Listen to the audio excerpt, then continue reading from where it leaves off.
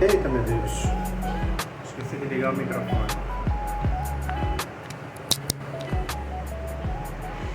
Agora sim. Gente, aula remota, tava na escola, faltou energia, caos. Desci correndo pra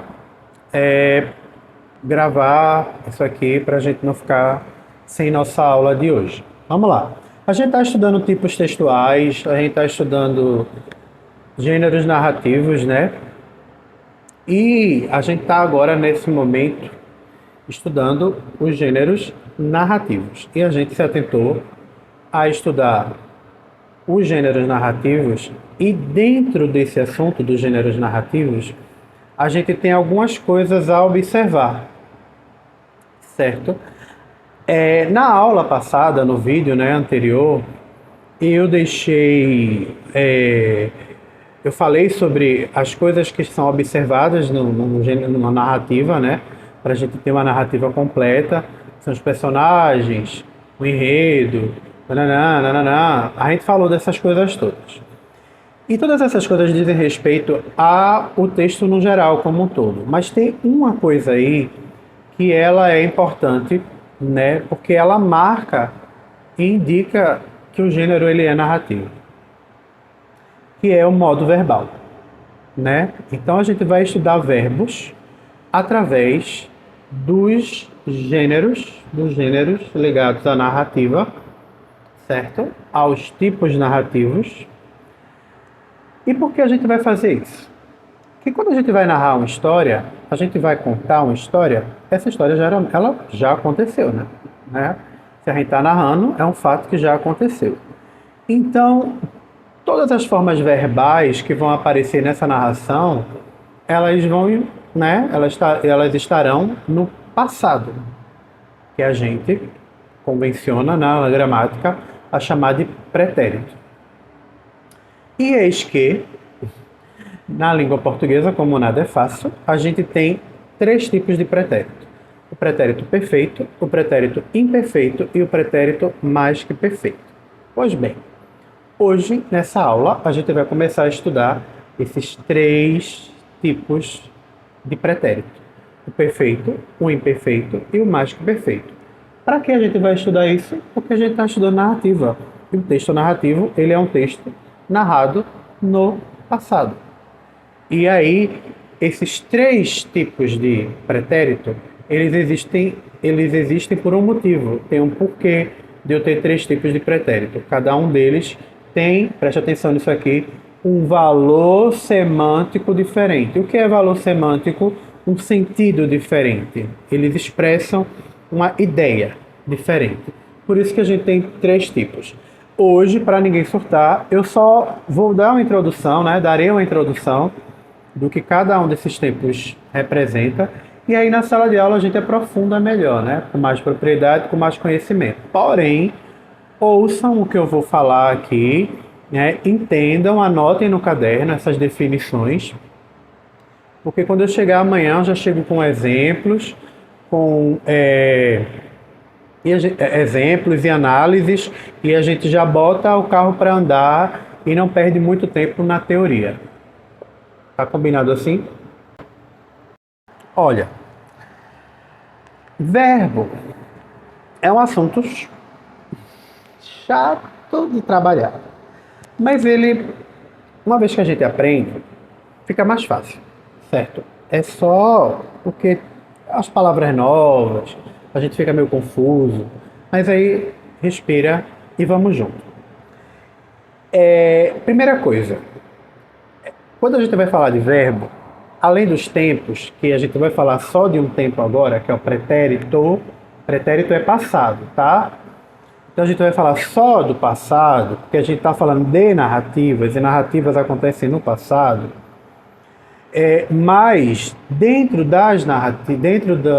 dos tempos, né, no assunto de verbos, eu tenho uma coisa chamada modo. E o modo, ele é importante porque ele indica o modo como a ação ela foi realizada. O modo não no sentido do jeito que ela foi feita, mas assim, como o verbo ele vai ser conjugado. Exemplo. A gente vai trabalhar com o modo indicativo, tá? Mas a gente tem o modo indicativo, o subjuntivo e o imperativo. Qual a diferença deles? Vou falar no presente para ficar claro para vocês. Ó, se eu disser o que quiser dizer que eu comi, que eu vou comer, no presente indicativo. Eu como, eu como, tá? No presente do subjuntivo. Comeria, eu comeria, né? É uma suposição. E no imperativo coma. Aí o imperativo eu não tenho primeira pessoa, porque a primeira pessoa geralmente está dando a ordem para a segunda pessoa fazer. Não se apeguem a isso. Eu só quero que vocês saibam que tudo que eu falar agora vai ser relacionado ao modo indicativo, tá bom? Se ajudar não, né? Para ajudar eu vou mandar um esquema junto para vocês visualizarem melhor e não ficar tão confuso. Beleza? Mais uma lembrança aqui para vocês. Vamos lá. Na língua portuguesa, a gente tem 3 tipos de verbos. Verbos da primeira, segunda e terceira conjugação. Os verbos terminados em AR, como cantar, eles são da primeira conjugação. Terminados em ER, como comer, são da segunda conjugação. Terminados em IR, como dormir, eles são da terceira conjugação. Isso é o verbo no seu modo infinitivo, antes de ser conjugado. O que é um verbo no modo infinitivo? Eu gosto de fazer uma comparação, eu estou olhando aqui em volta para ver se eu acho, mas imagina que isso daqui é uma caixa de massa de modelar, tá?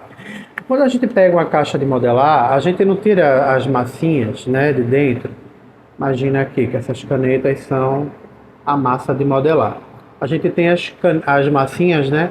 E aí quando a gente tira, a gente pode pegar e dar novos formatos a ela. O verbo no infinitivo é isso, é o verbo dentro da caixa no seu formato original, antes dele ser remexido, remodelado, transformado, dado uma outra forma ao verbo. Mas aí a gente vai focar só nos verbos no pretérito, tá bom? E eu preciso que vocês tenham essas informações, porque cada pretérito passa uma ideia diferente, certo? Se tiver uma coisa que vocês precisem dizer, eu vou ter que guardar isso na minha mente, eu vou descartar o resto. Guarda na mente que a gente está falando de verbos no modo indicativo e no tempo pretérito. Mas não existe só um pretérito, existem 3. Então eu tenho que saber qual é o pretérito que eu estou lidando, qual é o tipo de passado que eu estou lidando. É isso. Resumo é esse. Então vamos lá. Eu tenho o pretérito perfeito do indicativo. Como eu falei para vocês, eu tenho verbos da primeira conjugação, verbos da segunda conjugação e verbos da terceira conjugação. AR, ER e IR, né?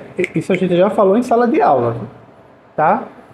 Então, quando é que o verbo está no pretérito perfeito do indicativo?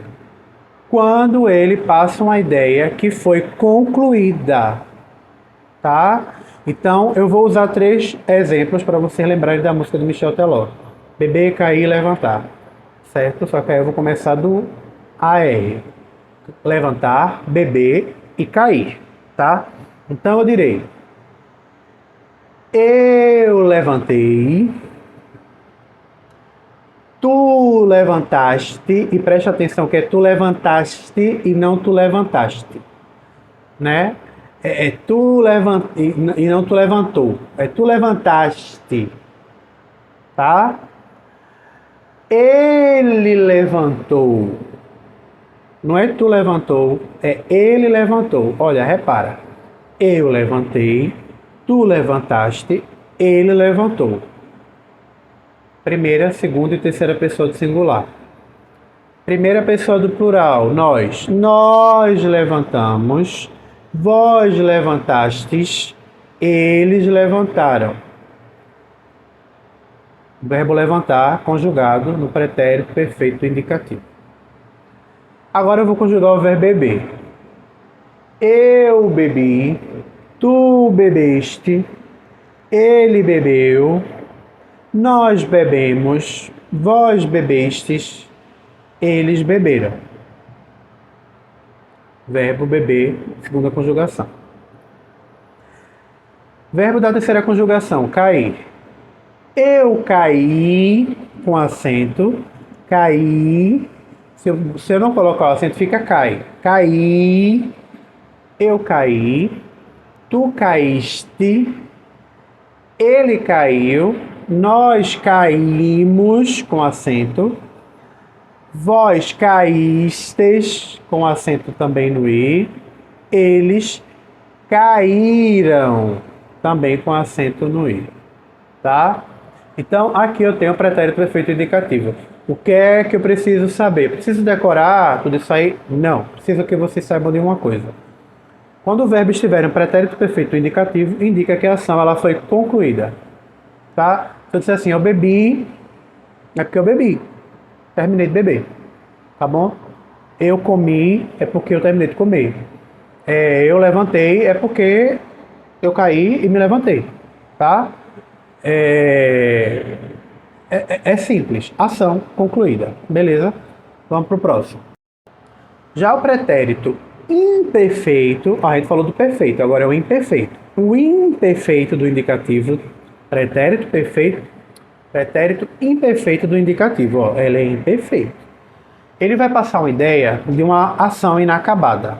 Repara, vou usar os mesmos verbos, levantar, beber e cair. Eu levantava, tu levantavas, ele levantava, nós levantávamos, vós levantáveis, eles levantavam. Verbo levantar conjugado no pretérito imperfeito do indicativo. Verbo beber conjugado. Verbo beber, que é um verbo da segunda conjugação, né? Termina em R. Eu bebia, tu bebias, ele bebia, nós bebíamos, com acento no i, vós bebieis, com acento no i, eles bebiam. Isso é o verbo beber, conjugado no pretérito imperfeito do indicativo. Terceira conjugação, né? Verbo cair. Eu caía, com acento no i, tu caía. E aí, gente, vem o terceiro tipo de pretérito, o pretérito mais que perfeito. Ó, de cara eu já digo a vocês o seguinte, não é uma forma verbal que a gente costuma usar.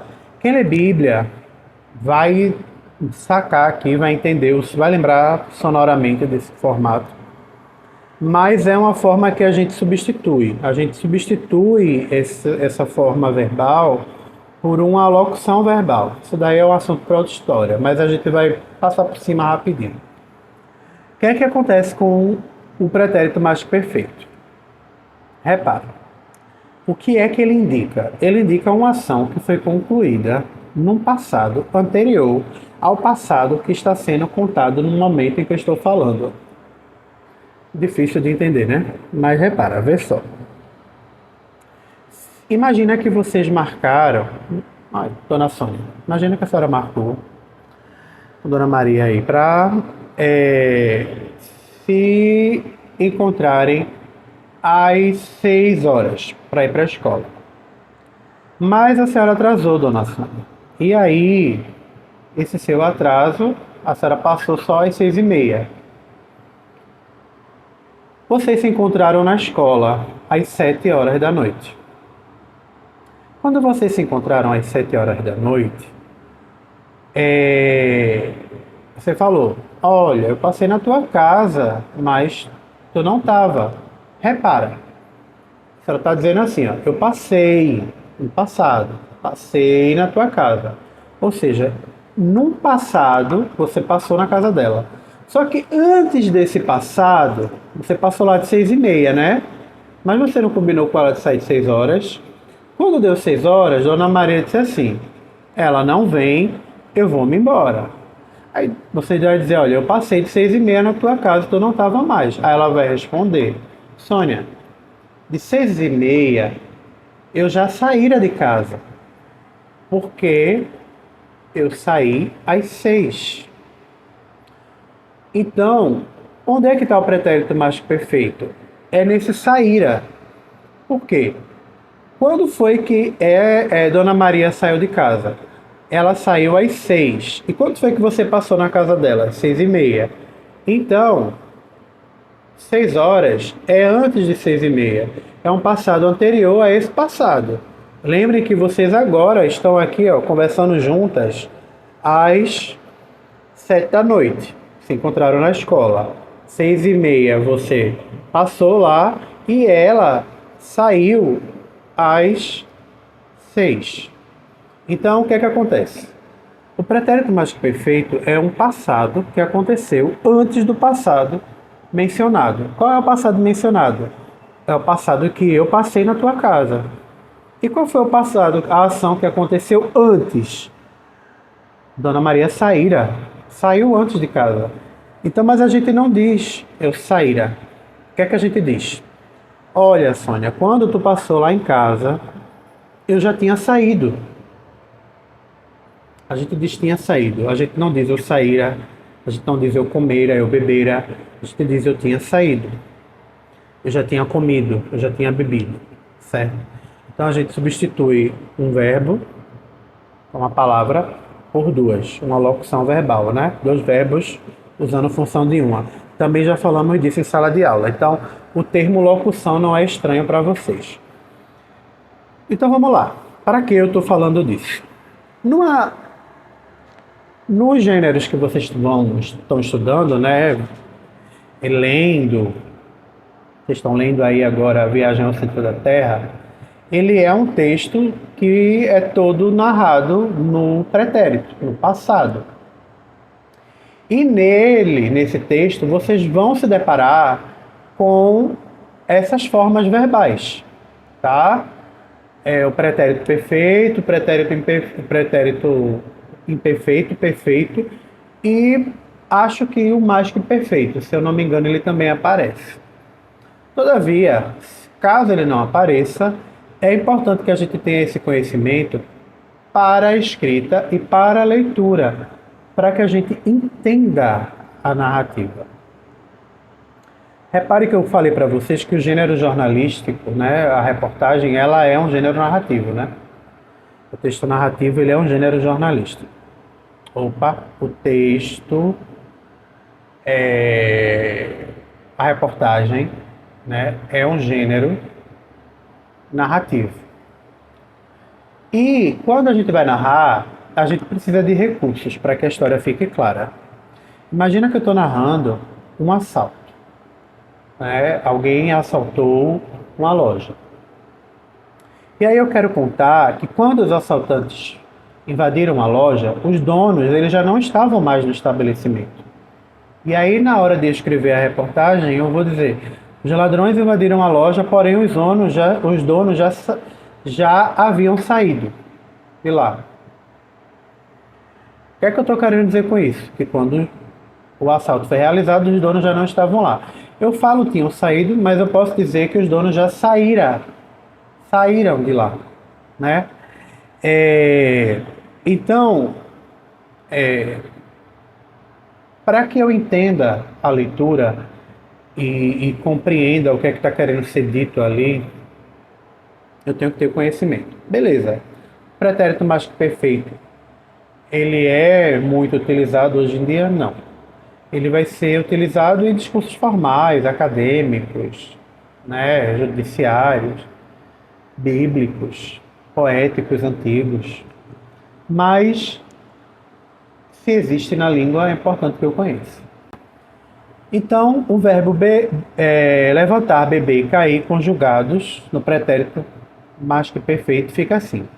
Eu levantara, tu levantaras, ele levantara, nós levantáramos. Ó, o tá tem acento agudo no ar. Vós levantareis. Vós levantareis, não é vós levantareis, é vós levantareis. O acento é no tá, porque levantareis é futuro. Vós levantareis, eles levantaram. Lembra a outra forma.